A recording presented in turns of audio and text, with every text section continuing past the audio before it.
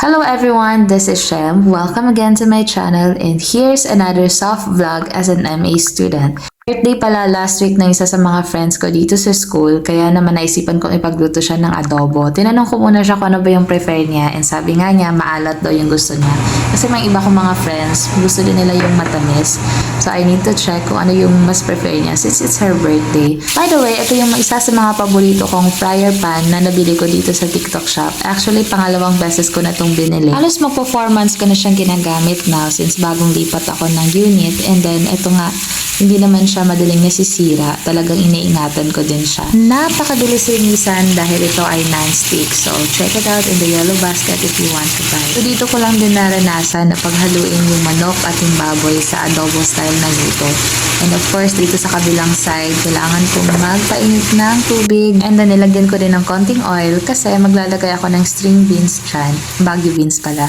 And also, here's the sangkap for everything. And sobrang bilis lang lutuin. Kaya adobo talaga ang napili kong lutuin dahil wala ka na ibang iisipin pa. Dara-diretso na yan. And mabilis lang talaga siyang matapos. So, kumulo na yung water. So, nilagay ko na yung mga string beans. Kasi alam kong healthy lifestyle yung friend ko ngayon. So, kailangan healthy din yung isahain ko sa kanya. I'm just so happy with this new friend of mine. Yung name pala niya ay Shirley. Pakibati naman happy birthday sa comment section. For me, napaka-lucky lang ng relationship namin as friends. Like, bigla lang kaming nagkausap ng masinsinan and then after that, hindi na kami nahinto sa pag-care sa isa't isa. Lalong-lalo na siya to me and I really love her because of that. Kasi minsan lang naman tayo ipupurso ng ibang tao, diba? Lalo na't hindi naman natin kadugo. And then later on, hindi namin namalaya, naging accountable na kami sa isa't isa kahit hindi naman namin sinasabi at dinidiman sa isa't isa. So, may mga tao talagang binibigay si Lord sa atin at sobrang click lang natin sa kanila.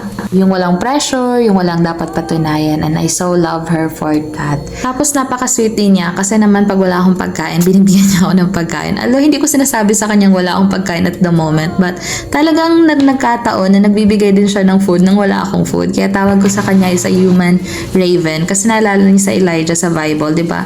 Ang inutusan ni Lord na magbigay sa kanya ng food ay isang raven. So, parang ganun lang siya for me. By the way, gustong-gusto ko yung adobo na may itlog, especially kung maalat version. Pero kung matamis, hindi ko siya nilalagyan ng itlog. It's the final product. Sabi naman niya masarap and marami siyang nakain kahit nagda-diet siya. So, kain na muna kami guys. And here's my friend. I guess one of the best finds in life is to find someone who is willing to be your accountability friend. Because life itself is already hard, so keep your life balanced and healthy. Bye everyone! Please don't forget to like and subscribe and hit the notification bell for another video. God bless!